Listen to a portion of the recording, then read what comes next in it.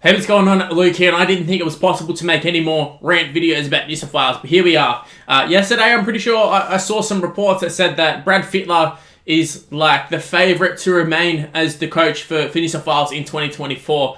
And like straight away, I instantly sent it to my mates and I went, I can't believe this. New South Wales are a bunch of clowns. Clueless clowns, I will say. The fact that Brad Fittler, with a 50% win rate, in terms of games, he's coached for 19 games, right? He's had the much better side for majority of it. Let's say probably 80, 90% of those games, he's got a 50% win rate. I understand State of Origin is hard. It's very rare that we see a 3-0. So, like, there is going to be games you're going to lose, clearly. But you would think, with the sides that we've had and some of the players we've had generational talents. There's no way we should be at a 50% win rate, especially considering he won the first few as well. So, like, he's started off fairly strong. It's all sort of gone to shit in the back end of it. And when I say gone to shit, like, it's really gone to shit. Now, some of the selections, obviously, I've done plenty of videos talking about team selections and, things that he's done wrong and things he's done right and all that sort of stuff. I think this past series, I think, is a great representation of Brad Fittler as a coach.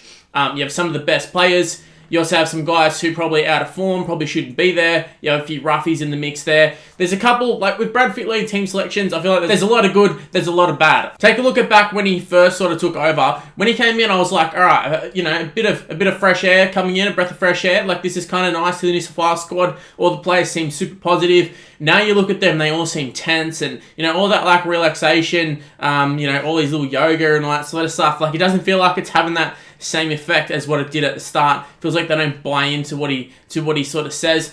And why would you as well? So like you have your guys who you think would be the staple parts of your side. You think of Queensland, they kind of pick generally like a lot of the same guys. There's a few players here and there that sort of get sort of thrown in and out depending on injuries and form. But they have a lot of the core guys. The only core guys that he ever picks are the Penrith guys. And then he went away from that in the previous game. Obviously, they've won. But every other guy, it doesn't matter if you're Latrell Mitchell, Josh Adokar, you are disposable to him.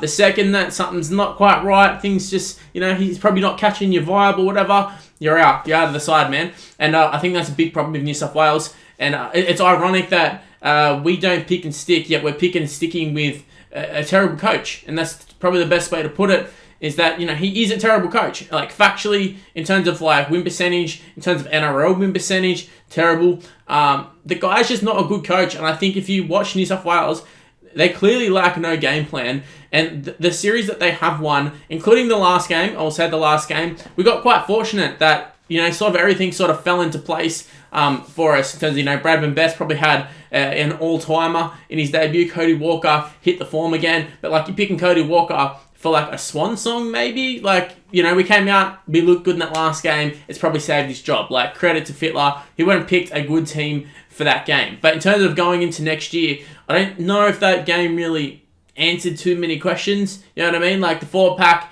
was a lot better. That answers a lot of questions. But in terms of your halves dynamic, Mitchell Moses is there, but, like, you think Nathan Cleary is going to come back in.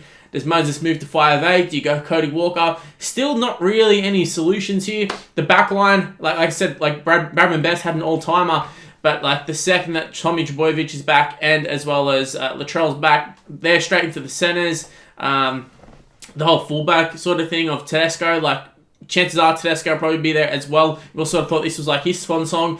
Probably not. If Brad Fittler's going to be the coach, I can't really see him dropping him, if that makes sense. But yeah, no, it's trying to find some logic as to why they've kept Brad Fittler. It's a little bit of a puzzling one because, like I said, the results aren't there. So you'd think, if this was an NRL club, if this was any coach in general, if you were a manager at bloody Woolworths or something and you weren't getting results, you're going to have question marks on you, you're going to get a talking to, and you're going to probably get the sack, to be honest. Doesn't seem to apply for the New South Wales coaching role. Like, they talk about this being the pinnacle of rugby league, whether that's, a good thing or a bad thing, it kind of is the truth that it is the pinnacle.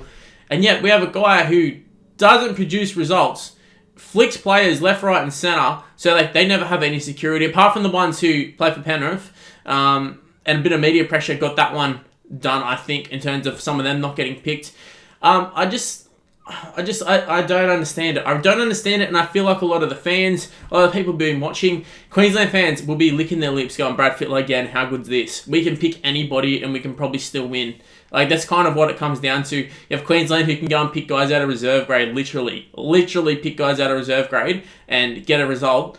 And, you know, they've had some pretty questionable coaches themselves. Let's be real. Obviously, I think Billy Slater's a good coach at the moment, but, you know, Kevin Walters and such. Before that, they've also had some very, very good coaches like Wayne Bennett, which have shown the difference. You know, you have Bennett and you have Billy Slater. I think in terms of origin level, Bennett is just the pinnacle. He's the elite. You don't get better than that. Obviously, he literally won with reserve graders. Like, that was kind of my point there. Billy Slater obviously hasn't been winning with reserve graders, but I think you would say on paper, you'd still say New South Wales had the better side. So that's sort of where it comes down to. And Queensland play with pace and they play with purpose and they have a direction and feels like they know what they're doing, whereas every single game you watch New South Wales, and if they score, it's usually something pretty lucky, apart from the previous game, game 3, which was a dead rubber. So, like, the big saving grace of, like, New South Wales is that we carved Queensland in a dead rubber at home.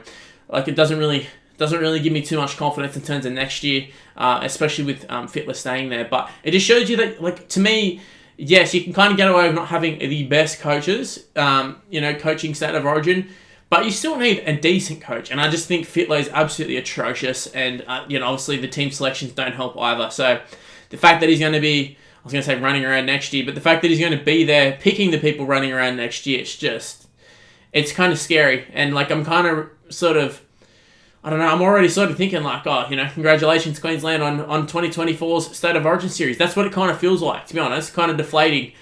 But look, I'm kind of ranting here at the moment. I'm just rambling. I'm saying a lot of stuff that's already been said. So look, let me know in the comment section below, what are your thoughts on Brad Fittler as a coach in general? Do you think he should be there? Is it just a case of we just don't have anyone better? Like, a lot of the other suggestions are, we'll chuck in Andrew Johns. And it's like, well, they both do a TV show together and they both have a lot of similar sort of thought processes anyway. So I don't think it'd be any better, to be honest with you. So I don't know if it's the case, we just don't have anyone better. But, I don't know. I just can't believe it. But, yeah, I'm going to wrap things up here. Hopefully you enjoyed that one. Make sure you go ahead and smash the like button. We've already hit 15k subscribers, but that doesn't mean we stop there. We keep going. We keep moving. Obviously, the NRL season is a long one, and we've got the off season as well and all that sort of stuff. So you'll be making plenty of content. So make sure you like this video. Get more likes on it, more eyes on it, more views, more subs, sort of all goes hand in hand. Also, go ahead and check me follow on social media, seeing it on the screen right now. It's Mr. Luke on YT. That covers all of my social medias, nice and simple, MILUKEONYT. Give me a follow, give me an ad. Also, shout out to the members. Haven't been as consistent as I have been in the last couple of months, but thank you to everyone who has stuck around and become either a new member or they've retained the membership, or just been a member in the past. Thank you so much. Also, the super chatters as well. Haven't been streaming as much as of late. We want to try and get back into that, but thanks to everybody who's come in and contributed, whether it's through comments or super chats that you're seeing on the screen. Thanks to every single one of them. And look, I'm going to wrap things up here. Hey, look, I don't know what to really think about Brad Fittler, apart from I don't like it, but hopefully you guys can sort of let me know in the comments section. But thanks for watching, guys. Stay tuned for more content, and I'll see you in the next one. See yous.